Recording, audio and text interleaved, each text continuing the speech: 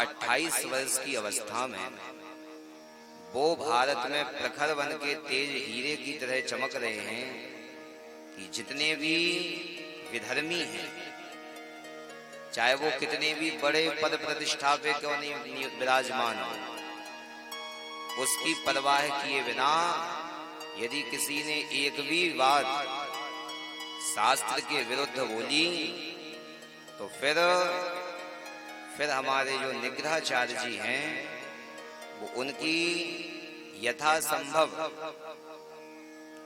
उनका सीधा सा कहना ही ये है कि आप चाहे जैसे हमसे चाहे शास्त्रार्थ करो, मैं आपकी हर एक बात का शास्त्र सम्मत, ऐसे नहीं कि मनमुखी बात बोलूं, शास्त्र सम्मत जो शास्त्र कहेगा उसके अनुसार ही अपनी बात रखूंगा।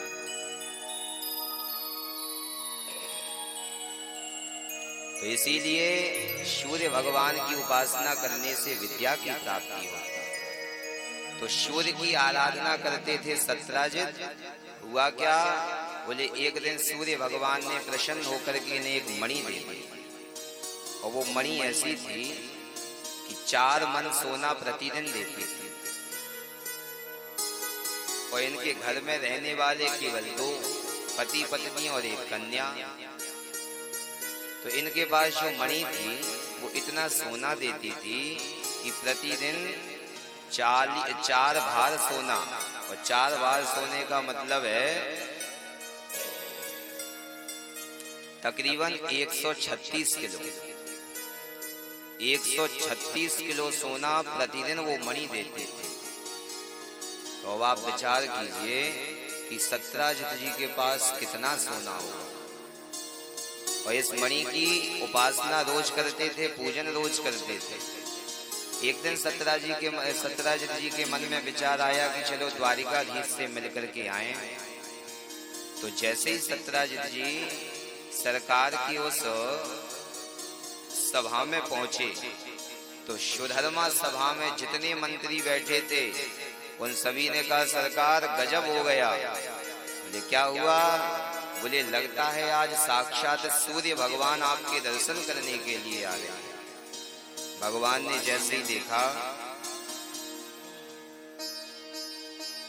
भगवान समझ गए और कहा मंत्रियों से कि देखो भाई, ये सूर्य भगवान नहीं है, ये सूर्य भगवान के भक्त हैं, इनका नाम है सत्यराजित। परंतु इनके गले में जो वो मणि थी वो एकदम सूर्य की तरह चमकती थी। तो सुधर्मा सभा में जब सत्यराजित जी पहुंचे, सत्यराजित जी का सरकार ने स्वागत किया, आसन प्रदान किया। अब प्रभु ने सत्यराजित जी से निवेदन किया कि देखो, आपके घर में हैं 2.5 लोग और आपके पास प्रतिदिन होता है 4 भार सोना, तो इतने सोने का आप करोगे क्या?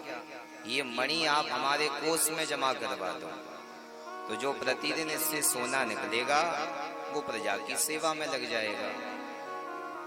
तो सत्यराजित जी को बात समझ में नहीं आई, मणि देने से मना कर दिया। भगवान ने कहा कोई बात नहीं, तुम्हारी मणि है, देना है दो, नहीं देना है कोई बात नहीं। अच्छा, सत्यराजित जी तो चले गए, परंतु एक दिन इनके छोटे भाई थे प्रसेन। तो प्रसेन जी जो थे वो इस मणि को पहन करके शिकार करने के लिए चले गए, और शिकार करने गए तो रास्ते में शिकार करते समय एक सिंह ने इनके ऊपर प्रहार कर दिया और मणि को छीन लिया, और उसी समय सिंह पर एक भालू ने प्रहार किया और सिंह से उस मणि को छीन लिया। अब जब ज्यादा समय हो गया, प्रसेन जी वापस घर नहीं आए, तो सत्यराजित जी के मन में विचार आया। क्या विचार आया? उन्होंने अपनी श्रीमती जी से कहा, बोल बंसी वाले की जय। ये बालकों को थोड़ा सा साइड अपने पास में या तो यहाँ को करो या एक तरफ बिठा लो। बोल भक्त वत्सल भगवान की जय। तो सत्यराजित जी ने अपनी देवी जी से कहा कि देखो, मुझे ऐसा विचार आया है कि एक दिन मैं सुधर्मा सभा में गया था द्वारिकाधीश के पास। उन्होंने मणि मांगी थी तो मैंने दी नहीं, और हो सकता है वही मणि हमारे छोटे भाई पहन करके गए थे, और हो सकता है कि द्वारिकाधीश ने प्रसेन जी का वध कर दिया हो और बड़ी मणि को अपने पास रख लिया। परंतु देवी जी मेरे पास कोई प्रमाण नहीं है, और प्रमाण नहीं है तो फिर बिना प्रमाण के भाई इतने बड़े महाराज हैं, उनके ऊपर मैं कैसे कोई आरोप लगा दूं। तो देवी जी ये बात मैंने केवल तुम्हें बताई है, तुम किसी को नहीं बताना। और देवी जी से बस इतना कह दो कि ये बात किसी और को नहीं बताना। तो फिर देखो पेट में ऐसा दर्द होता है कि जब तक वो 2-4 जगह बात शेयर नहीं कर ली जाए तब तक चित्त को चैन नहीं पड़ता है। तो देवी जी के मन में पहले तो विचार आया कि मैं इस बात को किसी को नहीं बताऊंगा। पर हुआ क्या, बोली देवी जी की एक बहुत प्रिय सखी थी, क्योंकि हर देवी जी की एक ना एक प्रिय सखी तो होती है।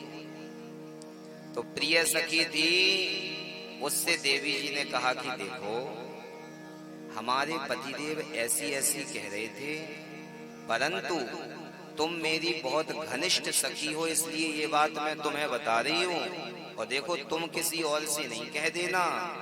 तो देवी जी ने कहा बावरी है गई है का, तेरी बात मैं किसी से कहती नहीं हूँ, भला किसी और से मैं क्यों कहूंगी। तो एक सखी से दूसरी सखी, और दूसरी सखी से तीसरी सखी, और सखी सखी से पहुंच गई बात सखा तक। द्वारिकाधीश के पास बात पहुंची तो द्वारिकाधीश ने कहा प्रभु,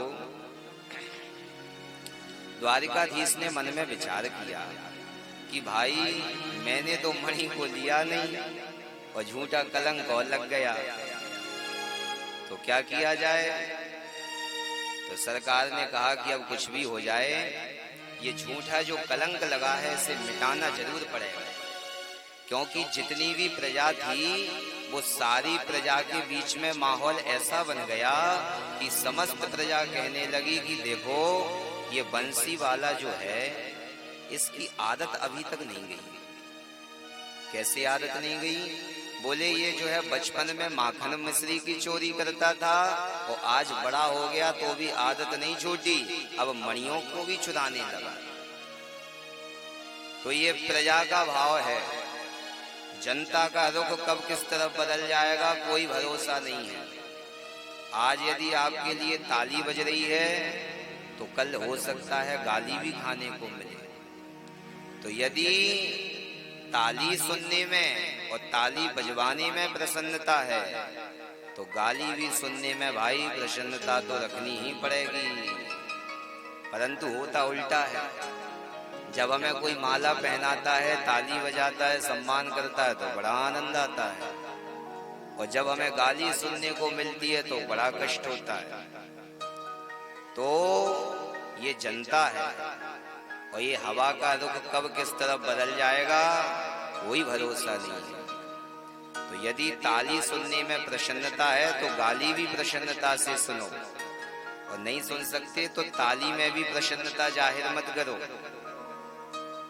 तो सुखदेव जी कहते हैं राजन, सरकार ने प्रयास किया कि अब मैं ये झूठा कलंक मिटा करके रहूंगा। तो सरकार तुरंत पहुंच गए वन में, और वन में जाकर के देखा तो प्रसेन जी की मृत शरीर प्राप्त हुई।